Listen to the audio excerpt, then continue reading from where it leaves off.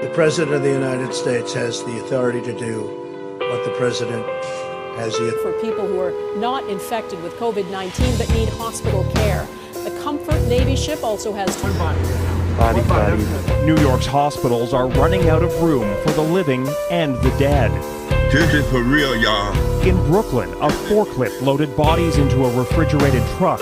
Virus.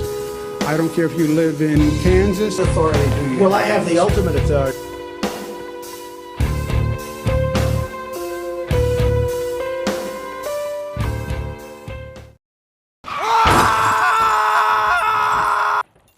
It's a lot of confusion going on, what we should really be doing during this great pandemic that we're experiencing with this COVID-19, whether we should be going back to work or going back to school, if the NBA should be restarting or should it not be restarted? Should it have fans in the stands if it indeed does start? Or should it be just a bunch of questions and no one really has all the answers at this point? But I want to speak to my fellow believers out there, because right now we have an answer. We know what we should be doing. We know that each and every one of us has been gifted with a certain set of skills, whether it be singing, whatever your talent is, whatever purpose God has placed in your life. We know exactly what we should be doing. Some of us struggle to get our feet moving. Some of us struggle to put our hands to work. And it's understandable. Some of these things that God calls us to do can truly be scary. It can be overwhelming at times. But we have to understand and we have to trust and believe that He is with us through it all. We know Hebrews 11:1 says, "Now faith is the substance of things hoped for and the evidence of things not seen." And so we know our faith is the fact that we're moving forward with what God has placed on our hearts. We are actually putting action to the vision. We're actually moving past words alone, and we're showing a physical manifestation of our faith. And we believe as we go in faith that not only will God be with us, but He will also send others to add to us, others who might be able to provide in the points of need, that we might see the full fruition of our faith. One of my friends gave me a scripture to match what we're speaking about. And it's found in Proverbs chapter 16, verse 3. And it reads, "Commit thy works unto the Lord, and thy thoughts shall be established." The very fact that you are committing to that dream, that vision, by showing your faith in the steps that you're taking. For me, it was shooting this video.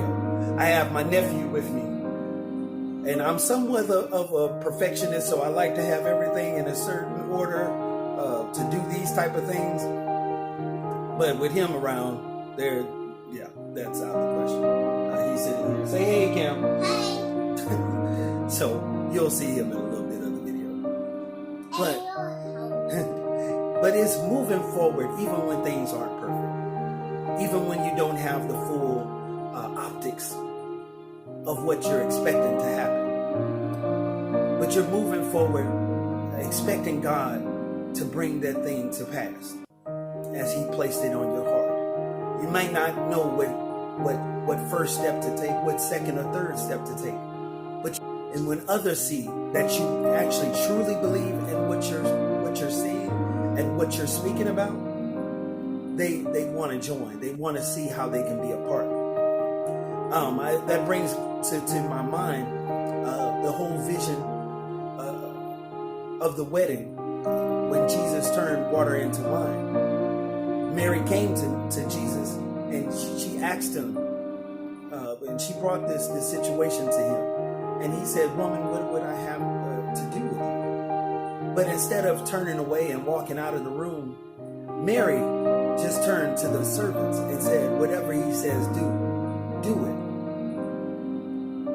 And because she knew how to get Jesus to act, she knew how to move him to be a part of what she needed to have done.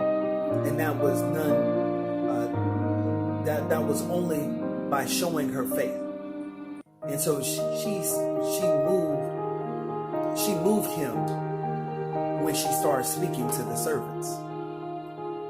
He said it wasn't his time, but his time can be altered. His time can be sped up, so to speak, when he sees you moving in your faith.